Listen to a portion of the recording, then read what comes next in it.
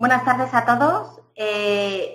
Bueno, en cualquier momento, si algo no entendéis, yo estaré pendiente también a la pantalla de preguntas, por si acaso. Ahora mismo, bueno, vamos a empezar la tarde hablando de los mercados de materias primas. ¿De acuerdo? Si hay una recuperación en el mercado de materias primas que están fuertemente castigados desde hace ya varios años. Y nos vamos a centrar más concretamente en el precio del crudo, del petróleo y del oro, que hay ciertas novedades en los últimos días. Tengo bastantes diapositivas, con lo cual voy a dedicarle en torno a 2 minutos a cada una de ellas para ir fluida y así poder verlas todas. Lo primero es el contexto. Estamos en un contexto donde hace aproximadamente 7 años comenzamos una crisis financiera global que nos ha dejado, bueno, pues muchos temas aprendidos, conceptos nuevos y un escenario donde actualmente pues tenemos tasas de crecimiento estructuralmente bajas a nivel general, tipos de interés históricamente o en mínimos históricos, incluso existen tipos negativos dependiendo del tramo de la curva y del país. Y esto es especialmente relativo porque el que los tipos de interés estén históricamente en niveles bajos puede condicionar bastante también el mercado de materias primas, como veremos a continuación. Entonces, todo esto son una serie de palabras que al final pues nos llevan a ver que el mundo en el que estamos hoy es muy diferente al que teníamos hace 6-7 años previo a la crisis financiera que comenzó en 2008. El resultado de la crisis financiera, bueno, pues tras 7 años lo que tenemos es una disparidad muy importante en el crecimiento del PIB. Actualmente, si el gráfico de la izquierda muestra cuáles son las previsiones para economías avanzadas del Fondo Monetario Internacional, donde vemos que las previsiones de octubre a abril 2015 no han variado significativamente y son al alza, la tendencia continúa al alza. En el gráfico de la derecha, lo que vemos son las previsiones de crecimiento de los países emergentes, pero aquí sí que vemos que hay una variación. La línea azul, que representa lo que se esperaba en octubre de 2014, está por encima de lo que se espera o lo que se esperaba a abril de 2015. Estos son datos del Fondo Monetario Internacional. Es decir, aquí en las economías emergentes ha habido cierto deterioro en cuanto al crecimiento del PIB. Esto tiene un efecto directo en el mercado de materias primas, como iremos viendo a lo largo de la presentación. Entonces, lo primero con lo que nos encontramos es que es cierto que el mundo crece, pero hay una disparidad importante entre unas economías y otras. Este es un mapa, bueno, de colores, donde el azul son los países que más crecen y el rojo fuerte es en los países que va a haber crecimiento cero o cercano a cero. Entonces, de nuevo, es una fotografía para ver que a pesar de que el crecimiento a nivel mundial es del 3,5% esperado para 2015 y 3,8% esperado para 2016, pese a esas cifras y a la mejora de las cifras en 2016, pues de nuevo va por barrios y depende mucho del país en el que nos encontremos. Actividad mundial, de nuevo, el mundo ha cambiado tras la crisis financiera de 2008. A día de hoy, el comercio mundial es muy inferior a lo que estábamos acostumbrados a ver hace 6, 7, 10 años. Aquí en la imagen, en el gráfico que tenemos abajo, pues vemos que la línea amarilla en 2010 pues está en niveles de en torno al 15-20%, y a día de hoy esa misma línea amarilla está muy por debajo, están en torno a niveles del 3%. También es cierto que la actividad económica mundial o inclusive el PIB, el crecimiento del Producto Interior Bruto, no tienen una correlación directa con la actividad o el comercio mundial, pero el comercio mundial sí nos va a importar en el mercado de materias primas. A mayor comercio mundial, pues mayor consumo de materias primas también, especialmente de las energéticas y vinculadas al transporte.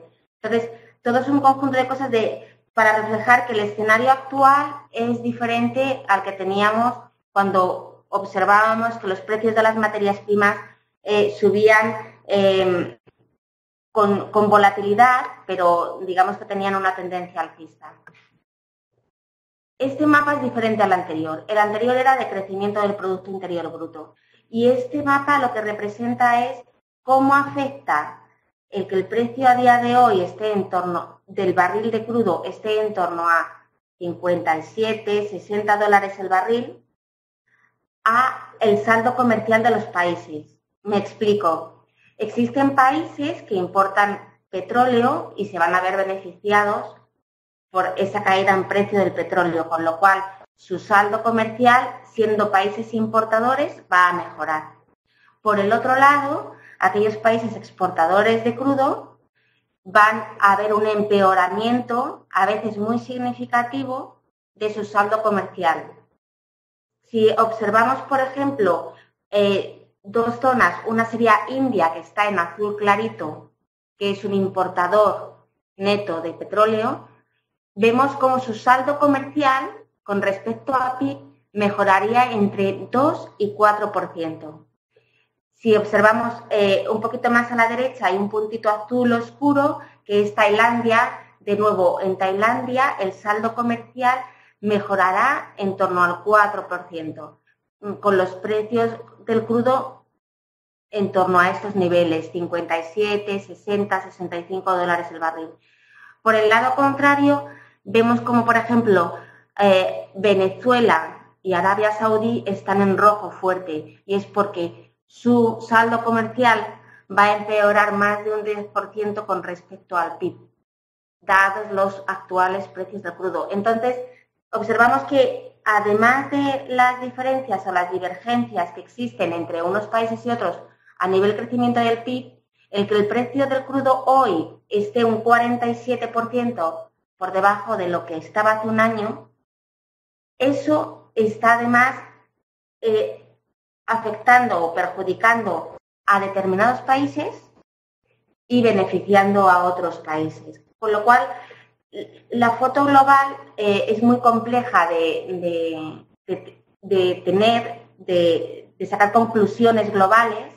Es complejo sacar una conclusión general, pero lo que sí que es cierto es hay que tener en mente qué países son importadores o exportadores. Y a partir de ahí, con respecto a lo que pensemos que va a ocurrir con el precio del petróleo, pues ya pueden ser tesis de inversión o todo lo contrario, pueden ser países a no tener exposición en absoluto por el efecto que este precio pueda tener para bien o para mal. Los mercados de las materias primas, bueno, pues como observamos en el gráfico de arriba, pues no han hecho más que caer. La línea negra es el precio promedio del petróleo de entrega inmediata, es decir, del precio spot del petróleo. Eso sería la línea negra. Y vemos como aproximadamente desde agosto de 2014, pues la caída ha sido espectacular y muy rápida.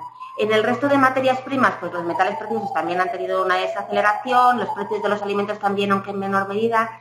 Claro, si miramos hacia atrás, el pico de precios de materias primas sucedió en torno a 2010. O sea, hubo un rally 2009-2010, en parte derivado a los incentivos que el gobierno chino tuvo en consecuencia para que China no cayese en crisis o en desaceleración económica. Es decir, hubo una época en la que todos los países desarrollados estaban sufriendo una crisis y una desaceleración de sus PIBs, inclusive recesión con PIBs negativos, y en esos momentos China, que tenía los recursos y los sigue teniendo a día de hoy para incentivar a la inversión y al crecimiento de su país, hizo todo lo posible por ayudar a los bancos y ofrecer a empresas facilidades de inversión para que su economía no se desacelerase. Claro, aquí sucede que en cierta medida China estuvo creciendo durante un par de años por encima de su crecimiento potencial, de lo que hubiese sido natural para su población y para el escenario económico global en el que nos encontrábamos. De ahí que el repunte que estábamos viendo en 2009 y 2010 en el precio de metales industriales, inclusive del petróleo, no fuese acorde con el panorama económico mundial que estábamos viviendo. A partir de ahí, aunque China ha seguido apoyando esas inversiones y facilitando los préstamos y créditos para incentivar y que la desaceleración no sea brusca, dicho esto, claro, no puede mantener un ritmo de crecimiento muy por encima de lo que su economía necesita. De ahí que hayamos visto progresivamente cómo esos metales industriales han ido tomando pues unos precios quizá más acorde al momento del ciclo que nos encontramos. Con respecto al precio del crudo, aquí son otros factores los que están interviniendo, porque esta caída, por ejemplo, desde agosto 2014 a esta parte, pues no es natural. Algo más está sucediendo en el mercado del petróleo y no solamente China. Así que si entramos a ver, este sería el precio del petróleo Brent a 12 meses con respecto a al precio que estaba esta mañana. Hemos visto cómo el precio del crudo ha caído un 47% en dólares desde hace 12 meses a esta parte. Claro, esto puede deberse principalmente a dos factores, pero detrás de esos dos factores existen muchos otros. Los primeros factores que cabría pensar es o bien ha aumentado la oferta de petróleo, que eso es bueno para la economía porque si aumenta la oferta de petróleo baja el precio y es bueno para el crecimiento económico de los países importadores. Si es por una disminución de la demanda es porque existe una desaceleración más brusca de lo esperado a nivel mundial, con lo cual eso es menos bueno. Pero no es el único factor, no son los únicos dos factores. Existen otros porque el petróleo es un bien almacenable, se puede almacenar y no es perecedero, con lo cual importa el crecimiento a nivel mundial, China en particular, las relaciones geopolíticas, si existen conflictos Ucrania-Rusia o en el Oriente Medio, cómo responde la OPEC a los precios o a la oferta-demanda mundial. Si los tipos de interés son bajos, existe un mayor incentivo a almacenar petróleo porque tiene un coste inferior endeudarse para comprar barriles de petróleo. Si los precios de almacenamiento de esos barriles es bajo, también existe un incentivo mayor a almacenar barriles de crudo, mientras que lo contrario también funciona. Si los costes de almacenamiento son altos porque tenemos un crecimiento económico elevado y sólido, entonces tenderemos a tener menos reservas de crudo porque es más costoso. Si los tipos de interés son altos, intentaremos no tener almacenados los barriles de crudo, intentaremos tener ese dinero invertido o las compañías en un depósito o en bonos que remuneren ese dinero. Entonces, las circunstancias en general ahora mismo sí que acompañan el que haya ese almacenamiento de crudo, ese endeudamiento para comprar en exceso más de lo que necesitamos. Entonces, se están sentando las bases, por un lado, para decir, bueno, el crecimiento mundial existe, es elevado y las expectativas son una mejora, pero quizá tengamos que ir vigilando qué es lo que ocurre con los países emergentes y en concreto con el crecimiento de China. Y luego, por otro lado, es que el escenario económico global está permitiendo que los tipos de interés se mantengan bajos y mis costes de almacenamiento también, con lo cual no tengo un coste de oportunidad por tener los barriles sentados en algún puerto del mundo. El Fondo Monetario Internacional lo que ha hecho es, estos últimos 12 meses, los ha dividido en dos partes. Entonces, la primera parte, que es la de la izquierda, determina que la caída del precio del crudo hasta aproximadamente un 20% de ese 47% se debe principalmente a la demanda.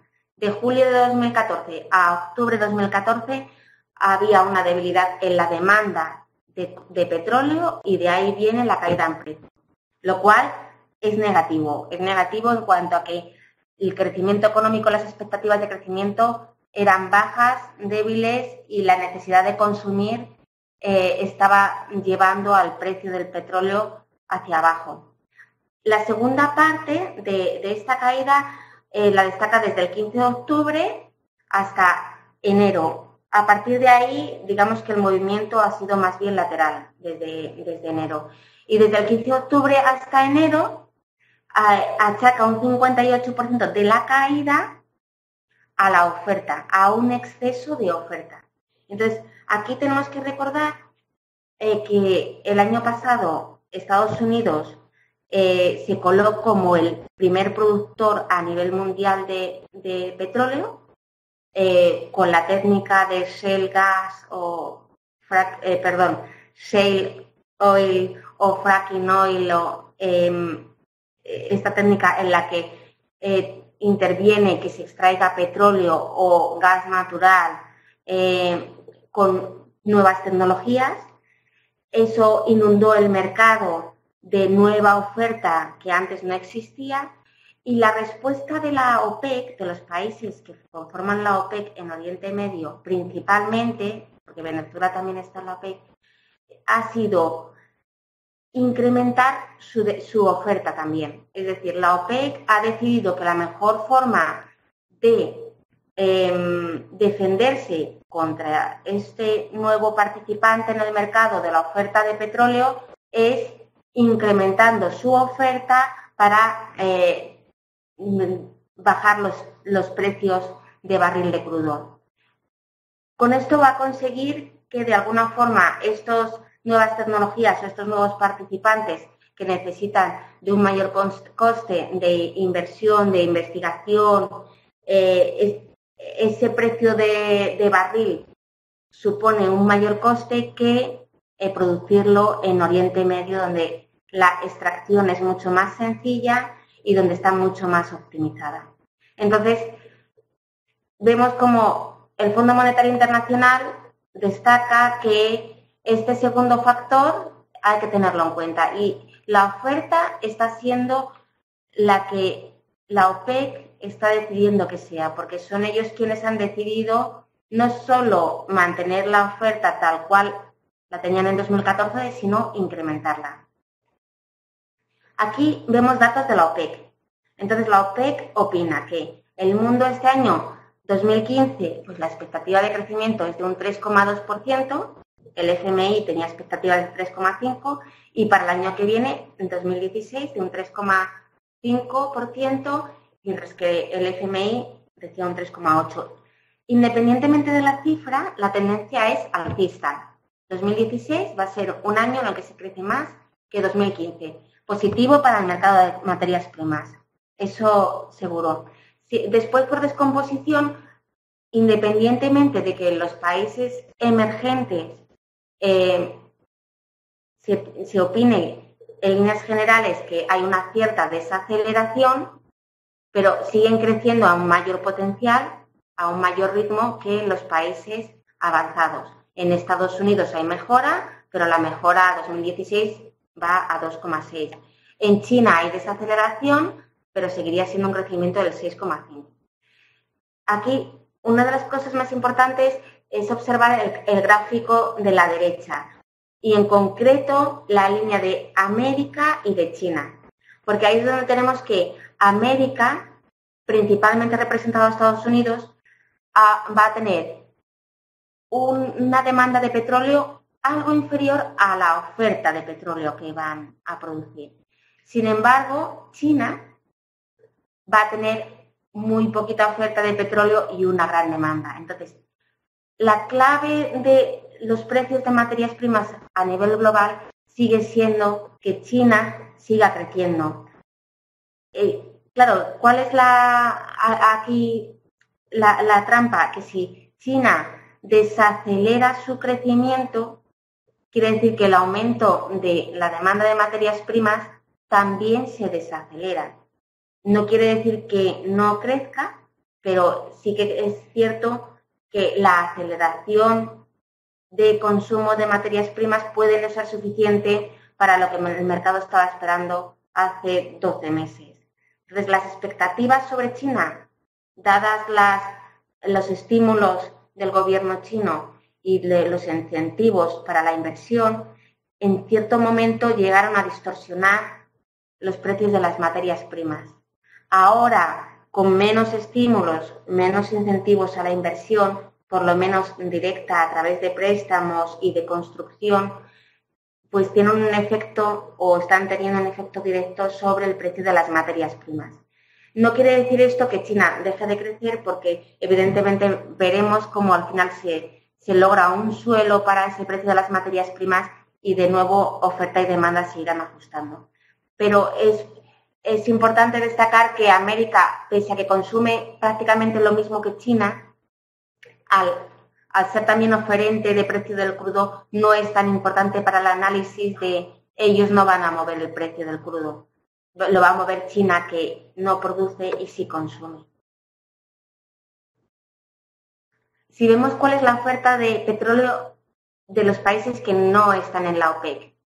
Estos son los países como Estados Unidos, que a partir de nuevas técnicas de fracking o de shale petróleo, hicieron aumentar desorbitadamente la demanda en 2014 con respecto a 2013. En el gráfico de la izquierda vemos una línea verde en OCDE América, donde dice la cantidad de barriles de crudo que estaban produciendo de más en 2014 que en 2013. Pero después vemos ya como en 2015 con respecto a 2014 la tendencia baja significativamente. Para el resto de países, pues ese incremento de producción no ha sido tan significativo, y es más, hay otros países como los del final FSU, que son Former Soviet Union, que son los países de la Unión Soviética, especialmente Rusia, Kazajstán, donde hay un decrecimiento de la oferta de petróleo. Claro, esto lo produce los precios del crudo. O sea, los actuales precios del crudo desincentivan a muchos productores a continuar produciendo, porque sus costes de producción puede que estén por encima o cerca de los precios actuales en mercado. En el gráfico de la derecha es un gráfico de barras de la producción de Estados Unidos. Entonces, el crecimiento, como vemos, sigue existiendo, pero es muy inferior este año de lo que fue el año pasado con respecto al anterior.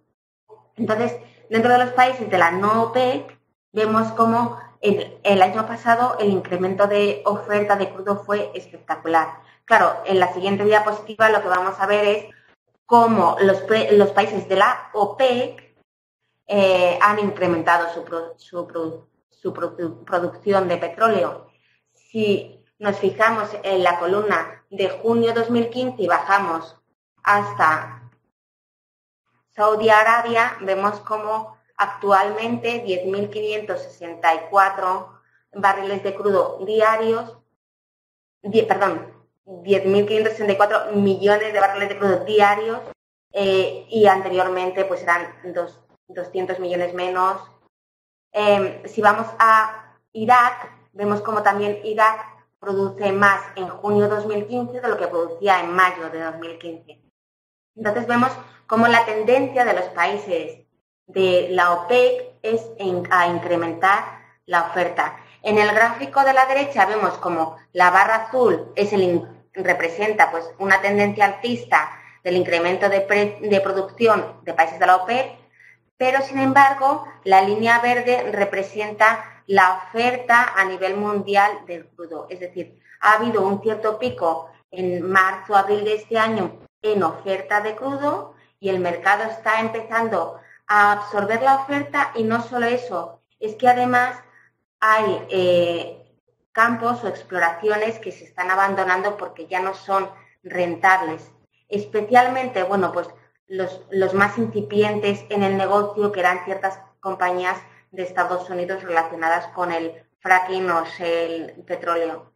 Es decir, los países de la OPEC de Oriente Medio lo que están consiguiendo es expulsar a aquellos productores menos eficientes del mercado, para al final conseguir realmente un incremento de los precios del crudo vía menor demanda, no de la OPEC, sino de otros países de no OPEC. Entonces, clave para el precio del crudo, el crecimiento mundial. Claramente el que China no sufra una desaceleración pronunciada es clave para que los precios de las materias primas cuanto menos se mantengan, o por lo menos que ya han tocado un cierto suelo para a partir de aquí invertir el movimiento que llevan, el movimiento de caída que traemos desde aproximadamente mediados de 2010.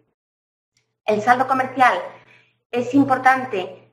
¿En qué sentido? Bueno, es cierto que los países que son importadores van a mejorar su saldo comercial porque sus costes energéticos van a caer. En cuanto a los países exportadores, pues algunos de ellos seguirán siendo exportadores al mismo nivel que del año pasado y otros quizá no tanto, porque tendremos que ver si sus costes de producción van a seguir siendo competitivos o no. También estos precios de la energía hacen que algunos presupuestos de países pues entren en pérdidas. Si vemos el gráfico de abajo a la derecha, marca el nivel del barril de crudo necesario para que haya un equilibrio presupuestario en países de la OPEP. Es decir, Kuwait, con un precio del crudo en $57 el barril, cubre su presupuesto de déficit, mientras que Saudi Arabia, que está de los últimos, tiene un presupuesto de déficit elaborado con precios del crudo en torno a $100 el barril. Esto no quiere decir más que Saudi Arabia, si los precios se mantienen en estos niveles, incurrirá en o déficit presupuestario, que a su vez tendrá que utilizar reservas para acompañar a esos impuestos que no está ingresando o a esa caída del precio del crudo que está dejando de ingresar. O sea, tiene tanta importancia el precio del crudo para los países importadores como para los países exportadores. En este mapa vemos cuáles son las previsiones de demanda futura de petróleo. Entonces, si observamos la última columna de cada zona geográfica, pues Asia-Pacífico consumirá en torno a 465 mil barriles de crudo, el Oriente Medio 307. Aquí está concentrada entre Oriente Medio y Asia-Pacífico, está concentrado 2/3 de la demanda global de petróleo entre 2013 y 2019. O sea, nos interesa muy especialmente cuál va a ser el crecimiento, la solidez del crecimiento de los países de Asia-Pacífico y de Oriente Medio, para saber si el precio del crudo va a subir o a bajar. El impacto que tiene Europa o Estados Unidos sobre el precio del crudo es muy inferior. Hemos hablado de crecimiento, hemos hablado de cómo puede afectar el precio del crudo para países importadores y exportadores. Al final de todo, pese a que la OPEC está produciendo más a día de hoy que hace 12 meses para, digamos que, combatir esa ocupación de nuevos participantes en el mercado de producción, independientemente de eso, la oferta de crudo está decreciendo paulatinamente. Uno de los motivos es el almacenamiento y que los países importadores están aprovechando los bajos precios del crudo para contratar más.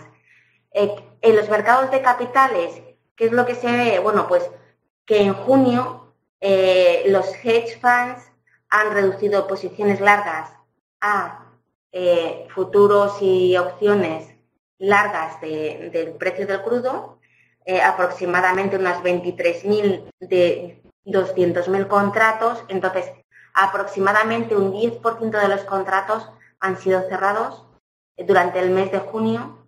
Esto tiene un impacto también en el precio del crudo, no solamente en la parte económica o macroeconómica de crecimiento, de tipos de interés, precios de almacenamiento, sino también la parte del mercado de capitales tiene un efecto inmediato en lo que es el precio del crudo.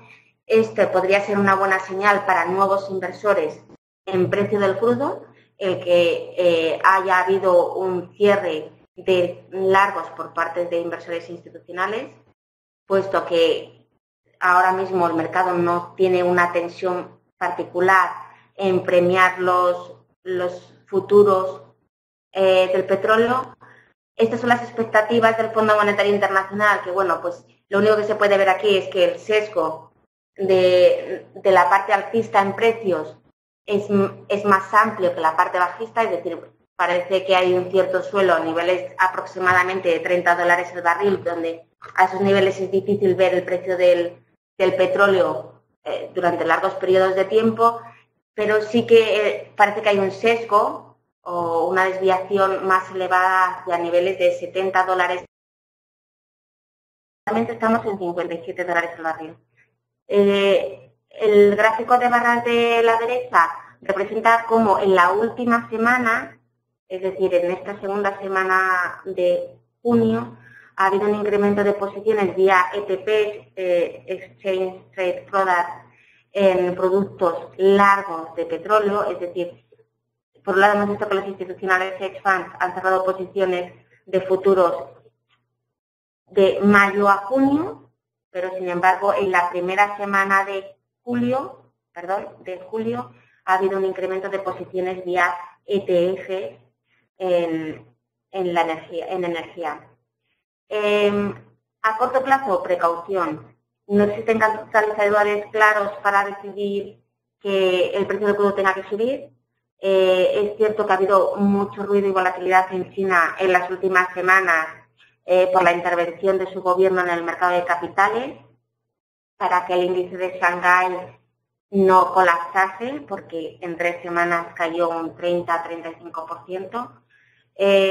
No tenemos dudas con respecto al crecimiento de China, simplemente de desaceleración, pero sí que es cierto que esa intervención en el mercado de capitales, no dejando vender a accionistas con más de un 5% en una compañía o llegando a acuerdos con fondos institucionales para comprar acciones en el mercado local.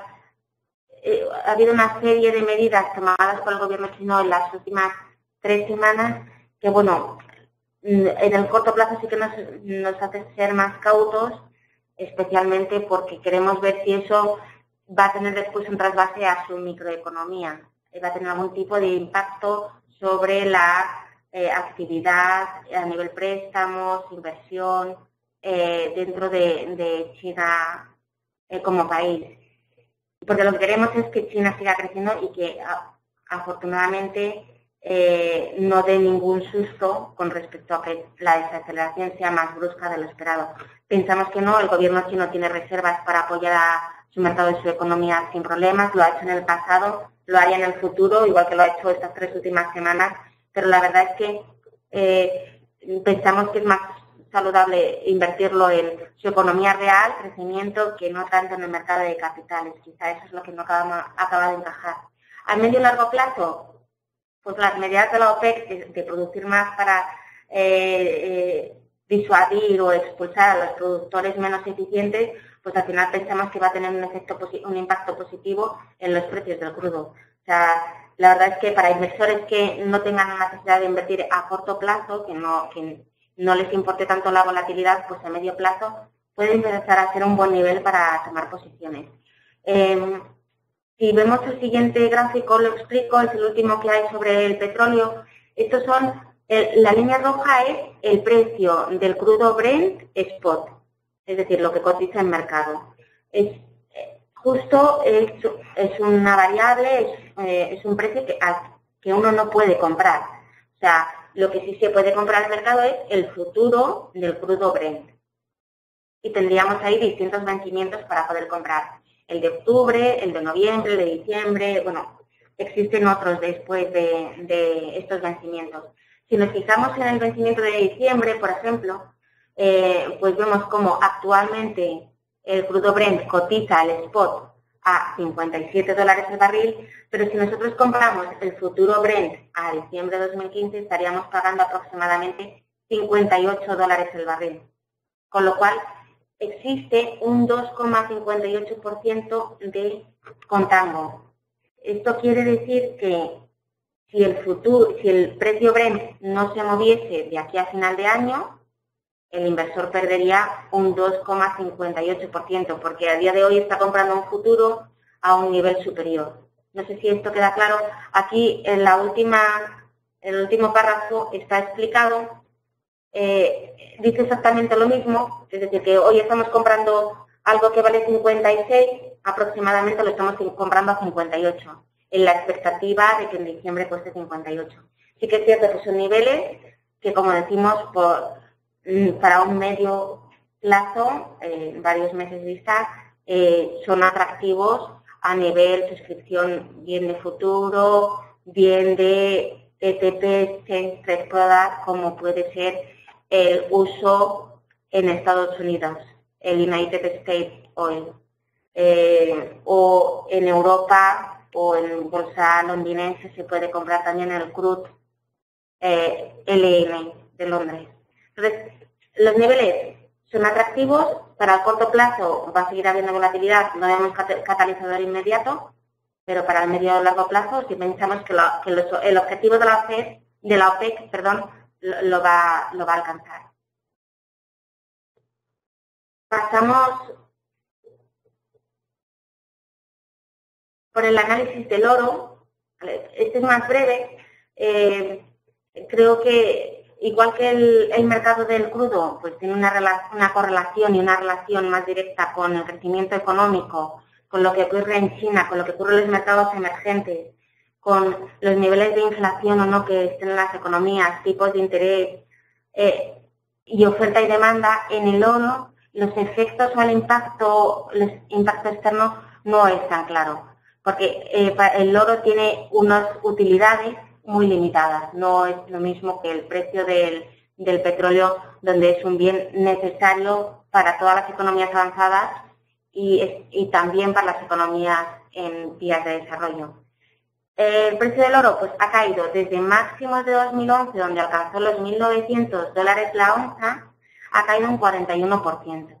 Es decir, primera conclusión, el oro es volátil, o sea, se llama pues materia refugio o moneda refugio, pero en realidad también hay que tener en cuenta que el oro es muy volátil, es una materia prima con muy poca utilidad a nivel industrial y donde, en cierto modo, salvo que existan miedos en las economías, pues raramente conseguimos rentabilizarlo o justificar una inversión en oro. Desde los máximos que ha hecho en 2015, bueno, pues ha caído aproximadamente un 14%. Voy a pasar a las utilidades del oro. Las utilidades del oro es principalmente joyería. Y muy concretamente, un porcentaje muy elevado de esta joyería va a parar a India y a China. A India por temas históricos donde ellos regalan joyería en sus festivales y en sus ceremonias, y en China por, ostentosidad al final. Pero de nuevo estamos, si cabe, ligados a que la situación en India y en China es importante para el precio del oro.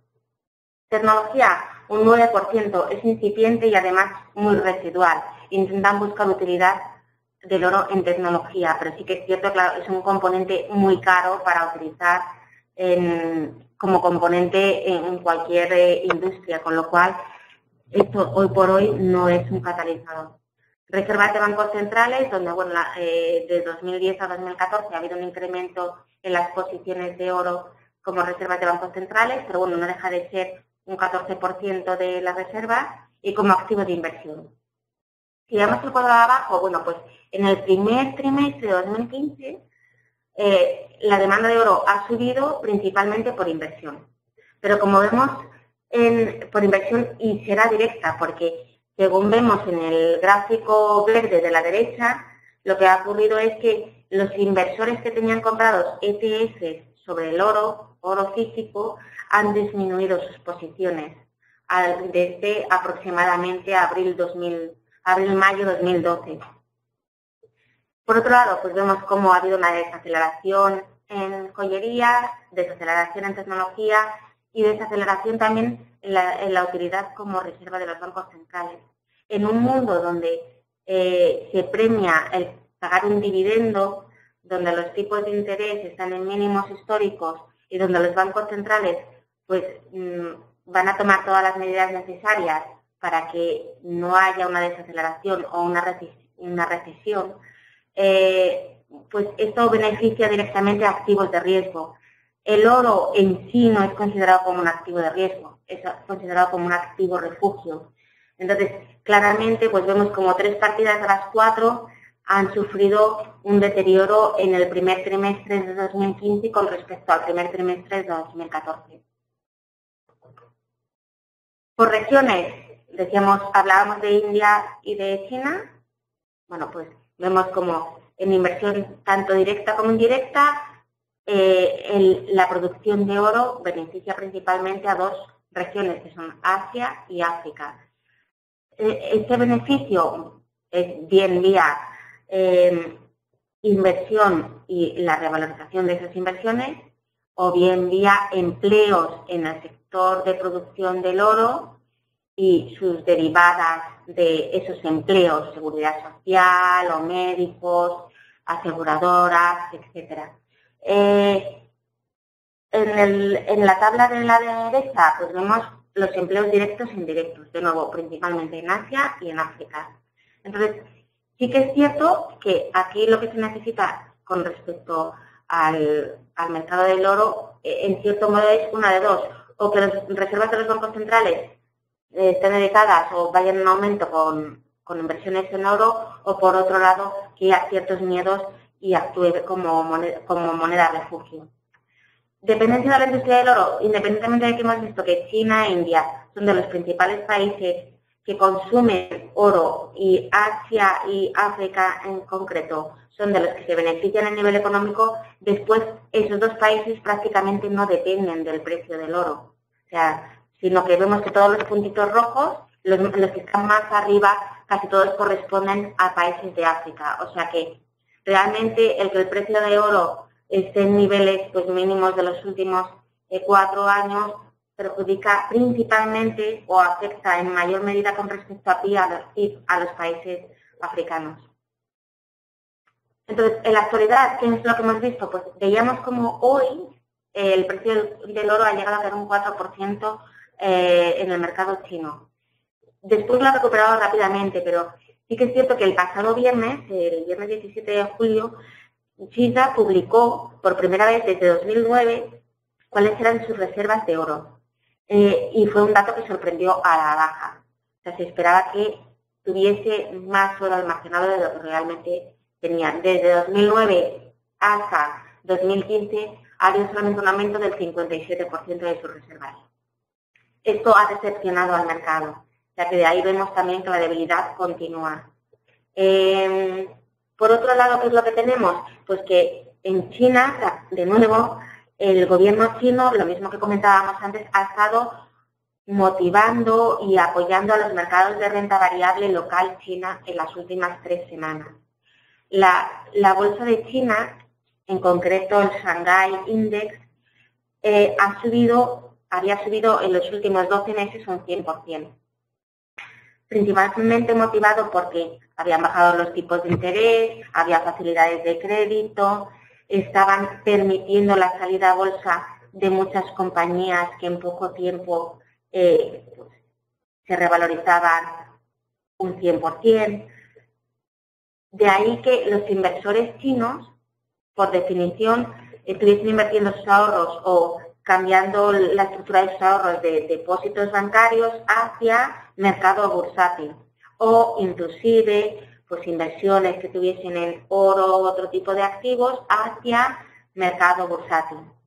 El mercado bursátil es el que estaba revalorizándose a unos ritmos impresionantes.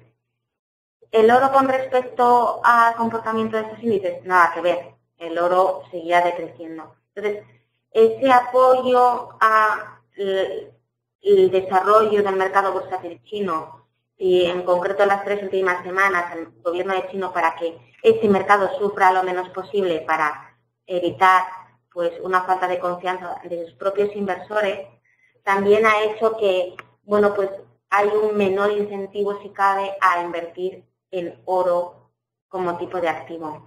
Algo también muy importante tener en cuenta es que si ves una subida de tipos de interés en Estados Unidos, bueno, pues si vemos nuestros ahorros mejor retribuidos con deuda estadounidense líquida y en principio solvente, pues hay un menor incentivo a invertir en oro cuando estamos recibiendo un cupón interesante. A día de hoy el bono 10 años americano paga en torno a un 2,5%. Bueno, pues hace poco, más o menos 2 meses, pagaba un 1,3. Entonces, el 2,5 en relativo es bastante mejor. Con lo cual, pues hay una parte del mercado que igualmente prefiere un bono americano a 10 años el 2,5% frente a una inversión en oro, donde no van a recibir dividendo o cupón. Y otro factor muy importante es cómo se comporta el dólar frente a la rupia india. Porque estamos hablando de China, de las reservas de China, que son inferiores a lo que cabía esperar, que el inversor de China, bueno, pues ve menos atractivo invertir en oro que invertir en su propio mercado bursátil, que el mercado estadounidense de deuda está empezando a ser atractivo y posiblemente a futuro, si hay subidas de tipos, lo sea más. Pero India, que es otro de los mercados principales para el mercado del oro, claro, su divisa tiene una relación directa con el consumo de oro. O sea, el oro al final se paga en dólares. La rupia india, que sería el gráfico de hacia abajo, está prácticamente en mínimos de los últimos 5 años frente al dólar. Claro, ello conlleva un encarecimiento del oro en India. Y esto, claro, tiene un efecto también en la demanda de India de este metal precioso. Es decir, que si la rupia india se ha depreciado hasta estos niveles frente al dólar, pese a que nosotros hemos visto como el precio del oro ha caído de 1.900 a 1.111, para un inversor o un comprador indio, el precio del oro no ha caído realmente en rupias indias. Es más, se ha encarecido. Entonces hay un mayor desincentivo adicional a la contratación de oro. Entonces, por hacer un resumen rápido, pensaríamos que para el petróleo puede ser un buen momento. Hay que tener en cuenta ciertos factores, entre los cuales consideramos que en el corto plazo no hay un catalizador claro, pero que los precios son atractivos y que al final la OPEC se saldrá con la suya y los precios repuntarán vía el aumento de demanda que están llevando a cabo. Por el lado del oro, realmente no vemos catalizadores.